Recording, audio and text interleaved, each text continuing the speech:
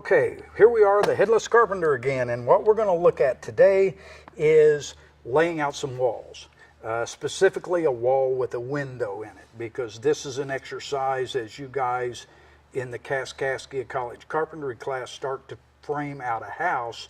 You're going to have to lay out a lot of windows, and so this will give you an idea of how that has to be done. So what we have here on our drawing is from this corner we have a window, and on our drawing the architect has given us the rough opening of the window, and as carpenters that's what we need to work with, the rough opening. It's going to be larger than the window. It's the allowance that the manufacturer gives for clearance so that we can insulate between the framing and the window, and that gives us some room so that we can get the window perfectly plumb and level. So here we have a rough opening of 3 foot or 6 foot 3 and 13/16. So the easiest way to do that, and our window centers at 8 foot 10 from this corner of the building. So we're going to come over here to our simulated building.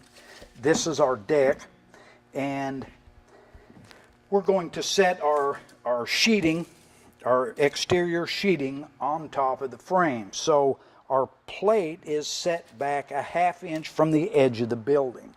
Now the architect wants the window at 8 foot 10 from the corner of the building. That is from the sheeting, not from our plate. So when we find the center of this window at 8 foot 10, we're going to hook on to the floor decking, and we're going to come and mark 8 foot 10.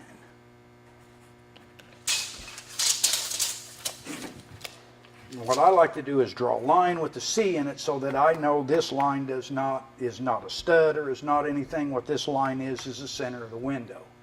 Now our window, we said, was 6 foot 3 and 13/16.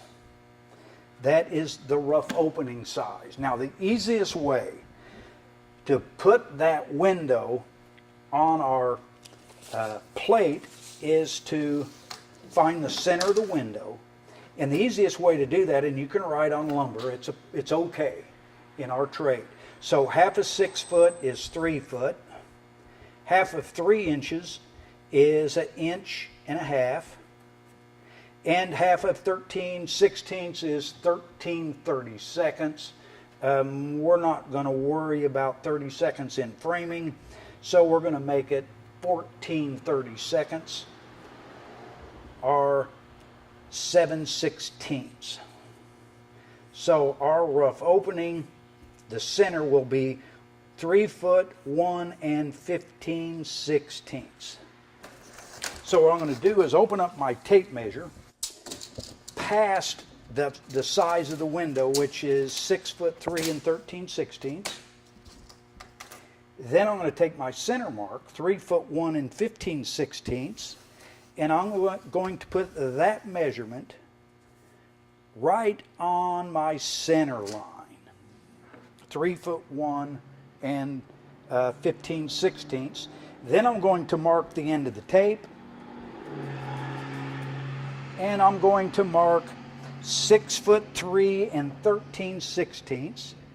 And every tape measure in the, usually especially these Stanleys, mark these red numbers are inches. So here's 6 foot 1, 6 foot 2, 6 foot 3. So that's where my window sits. Now what I do is put a whole inch on my on the line.